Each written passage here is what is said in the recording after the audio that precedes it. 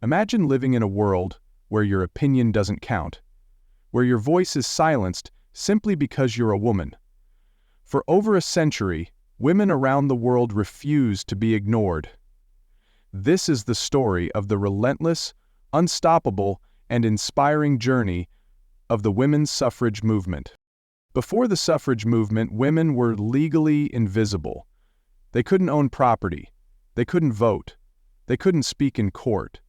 Their world was bound by rules they had no power to change. But deep within that silence, a fire was building. In 1848, a thunderbolt struck the status quo. In Seneca Falls, New York, women like Elizabeth Cady Stanton and Lucretia Mott organized the first women's rights convention. They wrote a declaration that echoed the words of America's founders: "All men and women are created equal." It was bold, it was scandalous, it was just the beginning. Susan B. Anthony became the iron will of the movement. Sojourner Truth, a former slave, roared truth into halls where she wasn't welcome. Their voices were powerful, unwavering. They traveled, they spoke, they fought. Every word, every step forward, chipped away at injustice. The fight wasn't simple. When black men gained the right to vote through the 15th Amendment, the movement splintered. Some white suffragists turned away from racial unity. Black women like Ida B. Wells were forced to fight two battles, one for gender, one for race. In the early 1900s, the movement exploded with new energy. Alice Paul took the fight to the streets. She organized parades, picketed the White House, endured prison hunger strikes.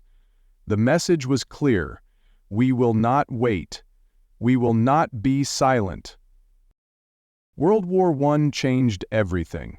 As men went to war, women filled the factories, the farms, the hospitals. They kept the country alive.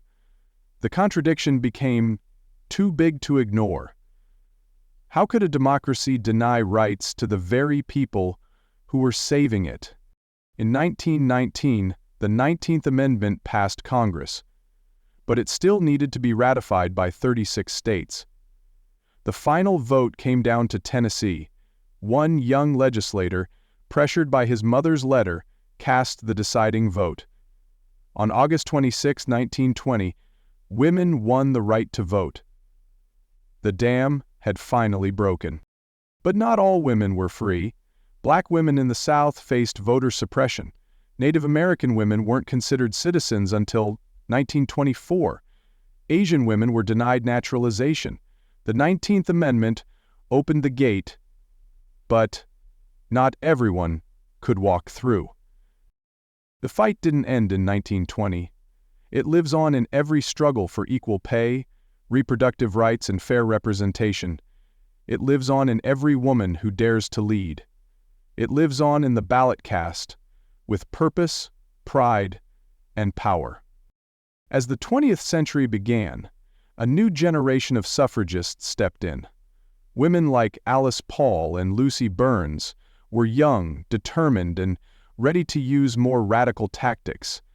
They organized huge marches in Washington, D.C., even as President Woodrow Wilson watched from the White House. They picketed the White House day after day.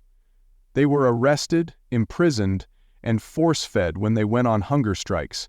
The nation started paying attention. Then came World War I. American women took on roles traditionally held by men, working in factories, serving as nurses, and supporting the war effort. They proved, once again, that they were just as capable and patriotic. Public opinion began to shift. In 1918, President Wilson finally changed his position. He told Congress it was time to support women's suffrage, not just as a moral right, but as a necessary step for democracy. On June 4, 1919, Congress finally passed the 19th Amendment. The right of citizens of the United States to vote shall not be denied or abridged on account of sex.